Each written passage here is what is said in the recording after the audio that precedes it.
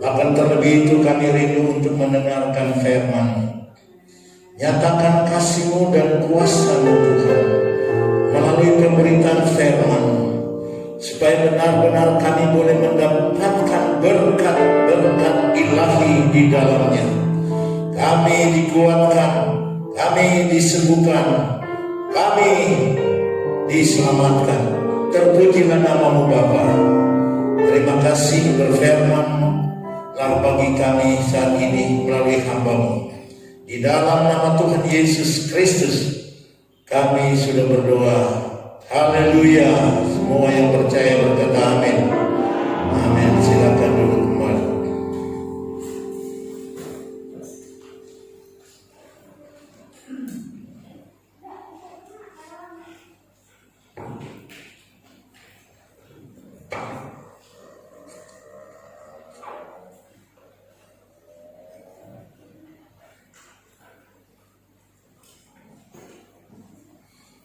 Puji Tuhan,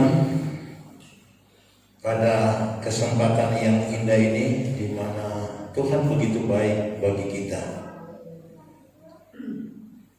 Saya rindu kita membuka Alkitab kita bersama-sama di dalam Kisah 3, 13 sampai 14.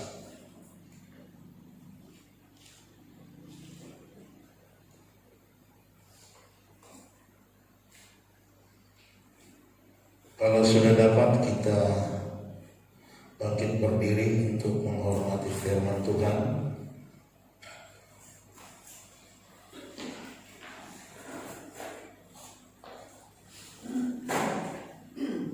Kita membaca ayat ini bersama-sama dengan hitungan 1 sampai yang ketiga. Kisah Para Rasul 3, 13 sampai 14. 1, 2, 3. Allah Abraham, Ishak dan Yakub, Allah nenek moyang kita, telah memuliakan hamba-Nya, yaitu Yesus yang kamu serahkan dan tolak di hadapan Pilatus. Walaupun Pilatus berpendapat bahwa ia harus dilepaskan, tetapi kamu telah menolak yang kudus dan benar, serta menghendaki seorang pembunuh sebagai hadiah. Semua berkata amin. Saya akan membaca kembali ayat yang ke-14. Tetapi kamu telah menolak yang kudus dan benar, serta menghendaki seorang pembunuh sebagai hadiah. Saudara yang dikasihi Tuhan,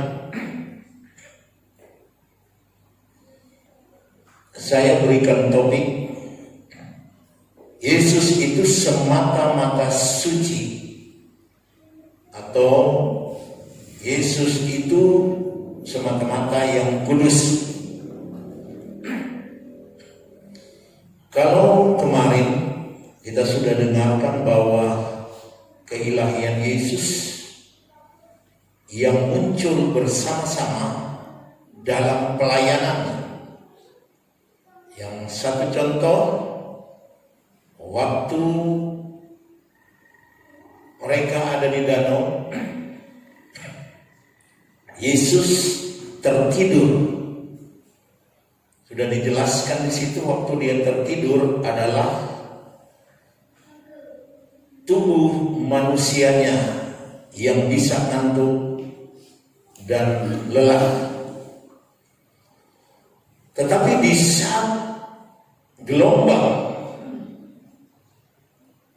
kemudian air itu sudah mulai masuk dan bisa menenggelamkan perahu mereka, mereka berteriak kepada Yesus, dan Yesus bangun di situ dan mengherdik angin itu. Di sini muncul keilahiannya, sehingga murid-muridnya yang ada di perahu itu mengatakan, siapa sebenarnya orang ini? Angin saja bisa tunduk kepada perintahnya. yang menunjukkan bahwa Yesus Kristus itu adalah manusia yang sempurna, tetapi juga dia adalah Sang Ilahi atau adalah Tuhan. Dan saat ini Yesus itu semata-mata suci atau kudus. Mengapa saya ingin berbicara tentang hal ini? Sebab ada kelompok-kelompok yang mengatakan bahwa Yesus itu tidak suci atau bisa berbuat dosa. Bahkan ada yang mengatakan Yesus itu kawin dengan Maria. Juga mereka membuat film tentang perkawinan Yesus dengan Maria. Tetapi di dalam Injil itu tidak pernah dikatakan seperti itu. Saya tidak tahu mereka ambil data dari mana. Data yang hoax, yang ngarang-ngarang begitu. Dan itu beredar. Ada juga saya baca di YouTube yang mengatakan bahwa Yesus itu kawin, ada keturunannya, dan lain sebagainya. Nah, oleh sebab itu saya ingin sampaikan ini supaya apabila kita membaca dari YouTube atau dari berita-berita mana kita dengar bahwa itu semua berita yang bohong. Tadi kita sudah membaca, yang saya ulangi pembacaan tadi, tetapi kamu telah menolak yang kudus dan yang benar.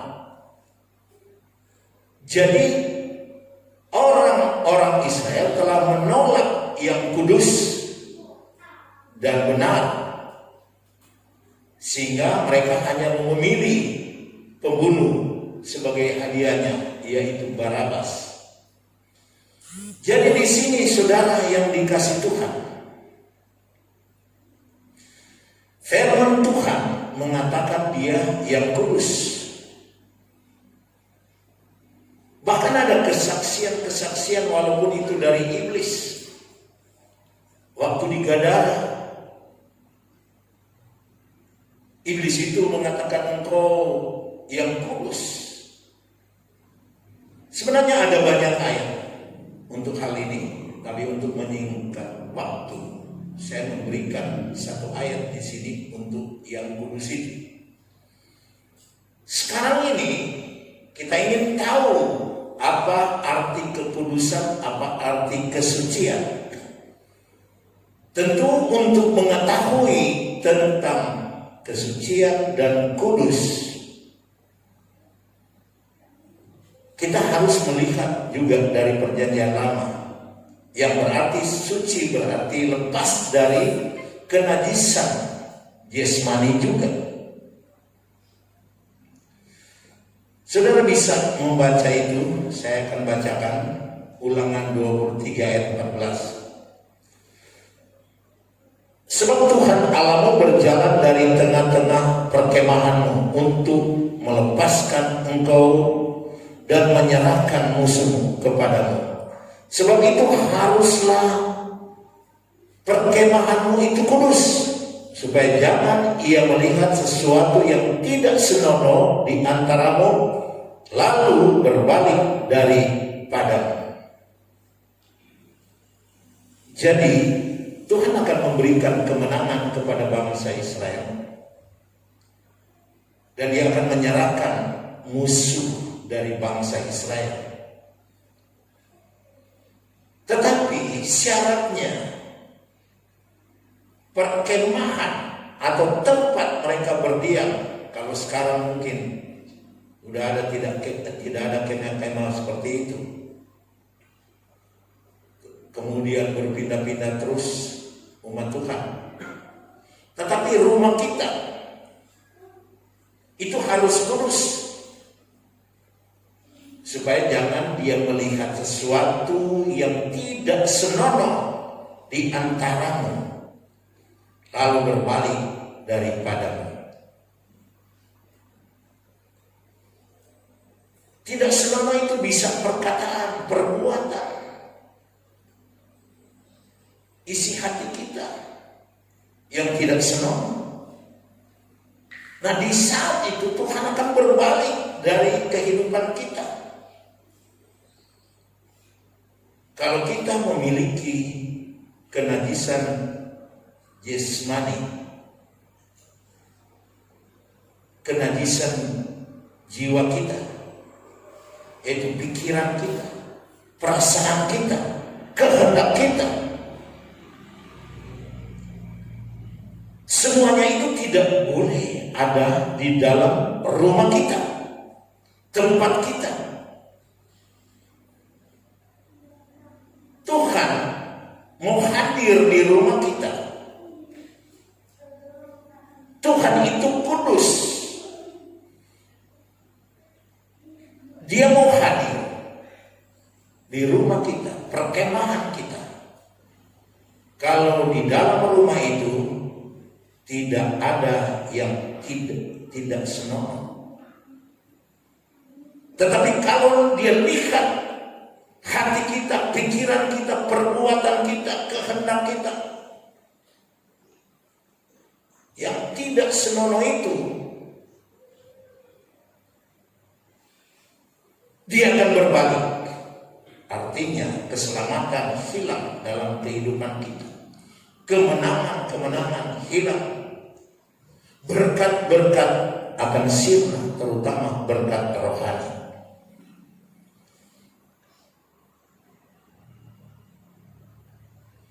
Sebab itu kalau kita melihat surat yang ditulis oleh Rasul Yohanes di dalam 1 Yohanes 3 ayat 3, di situ jelas dikatakan setiap orang yang menaruh pengharapan. Jadi sekali lagi, setiap orang yang menaruh pengharapan kepadanya atau kepada Yesus menyucikan diri sama seperti dia adalah suci. Jadi kalau kita memiliki pengharapan kepadanya, yaitu Yesus Kristus, kita harus menyucikan diri seperti dia yang adalah suci. Jadi kita juga dihimbau supaya menyucikan diri seperti Yesus yang suci. Dan ini merupakan jawaban telak bagi mereka yang mengatakan Yesus bisa berdosa, Yesus itu kawin, Yesus itu ada keturunan, dan lain sebagainya. Ini merupakan jawaban. Ingat baik-baik, apabila kita mendengarkan berita itu, membacanya, atau melihat di YouTube, ini jawabannya. Kita harus kudus sebagaimana Yesus itu adalah kudus atau suci. Jadi saudara yang dikasih Tuhan,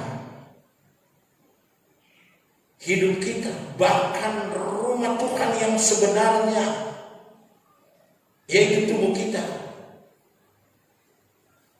1 Korintus 3:16, tidak tahukah bahwa tubuhmu itu adalah bait Tuhan, dan roh Tuhan ada dalam hidup kita. Oleh sebab itu kita harus menjaga baik itu bait Tuhan, tubuh jasmani kita, bahkan rumah kita sendiri itu harus kudus. Jangan ditemukan yang tidak kudus di dalam rumahmu, bahkan di dalam hatimu, di dalam pikiran dan perbuatan. Karena di saat itu Tuhan melihat pikiran, perasaan kita yang tidak kudus dan perbuatan kita yang najis. Maka di saat itu Tuhan mundur. Dan Yesus itu layak sebagai imam besar karena kekudusannya. Saudara bisa melihat itu di dalam Ibrani 7 ayat 26. Dikatakan sebab imam besar demikianlah yang kita perlukan, yaitu yang saleh, tanpa salah, tanpa noda, yang terpisah dari orang-orang berdosa, dan dikatakan selanjutnya dan lebih tinggi daripada tingkat sorga. Ini menunjukkan kepada kekudusan Yesus, dan dialah yang kita perlukan. Dan ini juga merupakan jawaban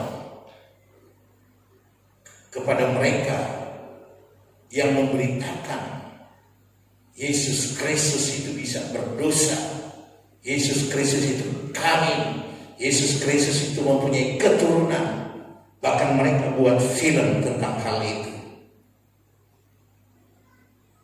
Imam besar yang seperti ini yang kita butuhkan.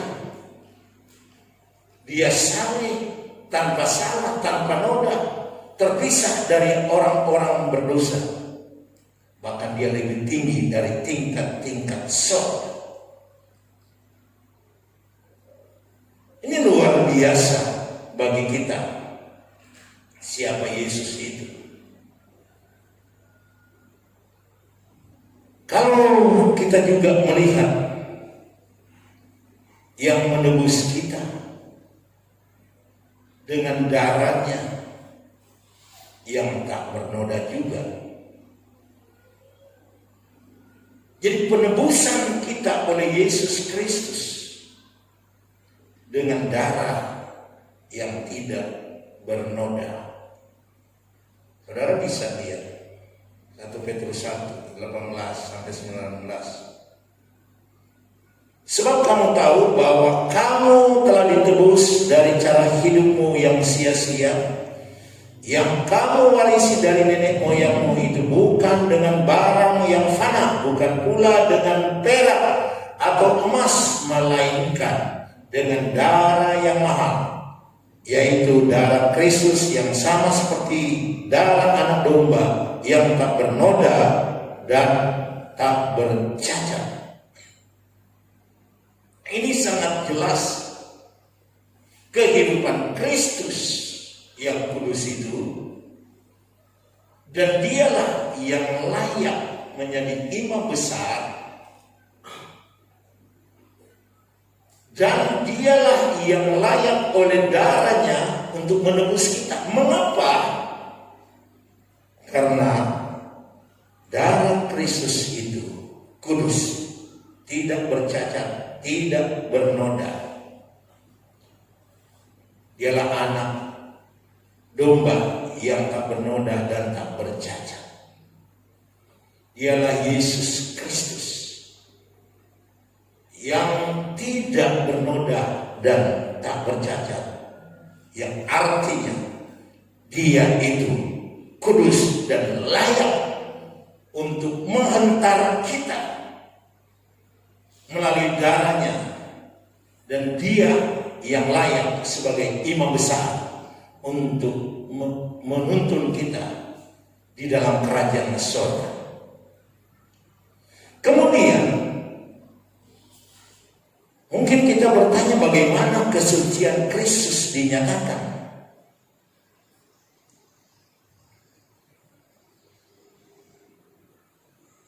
Kesucian Kristus dinyatakan melalui mengasihi kebenaran dan membenci kejahatan. Ibrani 1 ayat 9 saya bacakan. Ibrani 1 ayat 9, engkau mencintai keadilan dan membenci kefasikan. Sebab itu Allahmu telah mengurapi engkau dengan minyak sebagai tanda kesukaan melebihi teman sekutumu. Jadi Allah mempercayakan pengurapan terhadap Yesus Kristus, dan ini tanda Yesus Kristus itu kudus. Allah sendiri atau Bapa di surga mengurapi Yesus. Dikatakan mengurapi engkau dengan minyak sebagai tanda kesukaan.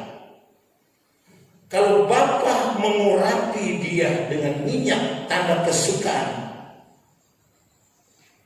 melalui pengurapan ini kita melihat bahwa Yesus adalah kudus. Tidak mungkin Bapa di surga mempercayakan pengurapan kalau dia tidak kudus. Sebab itu tidak cukup kalau hanya mengasihi kebenaran.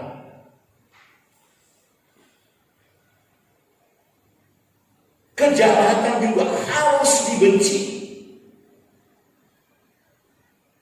Sebaliknya tidak cukup membenci kejahatan saja. Kebenaran harus dikasihi. Banyak orang suka memuji yang benar, tetapi tidak suka menyalahkan atau menegur kejahatan. Kalau dia melakukan yang benar, kasih jempol, kasih jempol, hati merah lagi, super. Tetapi kalau orang melakukan kejahatan, sulit sekali dia menegur. Saya tidak ada urusan dengan dia. Untuk apa?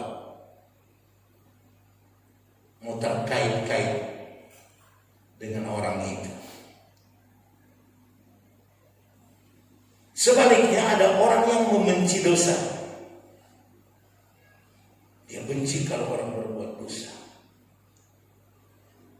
tetapi dia tidak mengasihi kebenaran.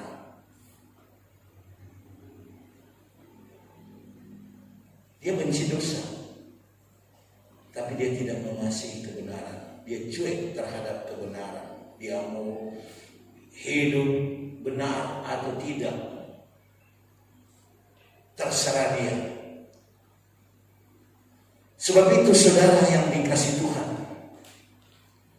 Yesus itu tidak berbuat dosa dan tipu tidak ada dalam mulutnya.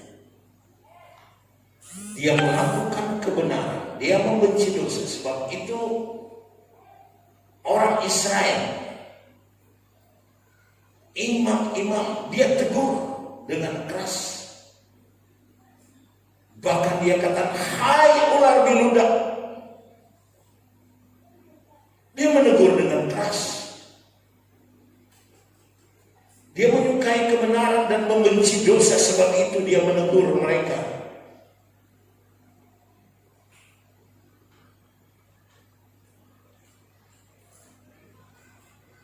Bapa telah mengutus Yesus.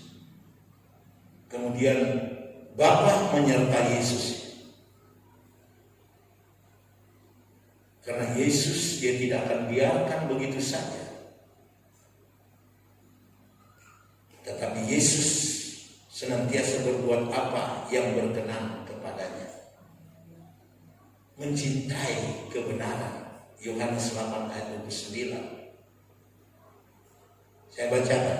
Dan ia yang telah mengutus aku, ia menyertai aku, ia tidak membiarkan aku sendiri, sebab aku senantiasa berbuat apa yang berkenan kepadanya. Berbuat kebenaran artinya mencintai kebenaran, mengasihi kebenaran. Inilah yang dilakukan oleh Yesus.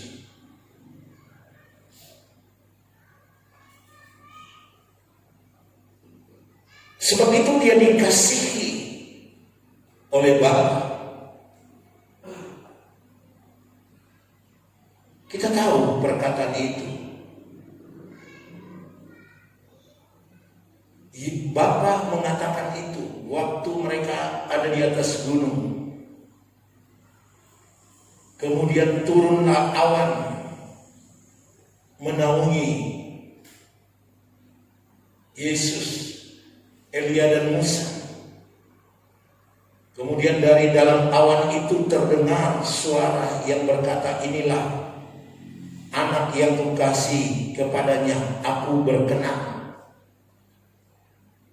Mengapa turun suara itu? Atau ada suara itu dari Bapa? Karena Allah berkenan kepada Yesus. Karena dia sekali lagi kudus dan suci. Saudara bisa melihat itu dalam Matius 17 ayat 5. Jadi kesucian Yesus ini sangat didukung oleh Bapa.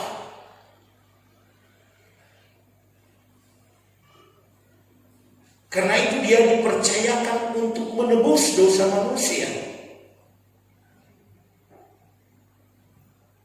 Dan Yesus mengatakan bahwa dia itu berkata-kata bukan dari diri sendiri.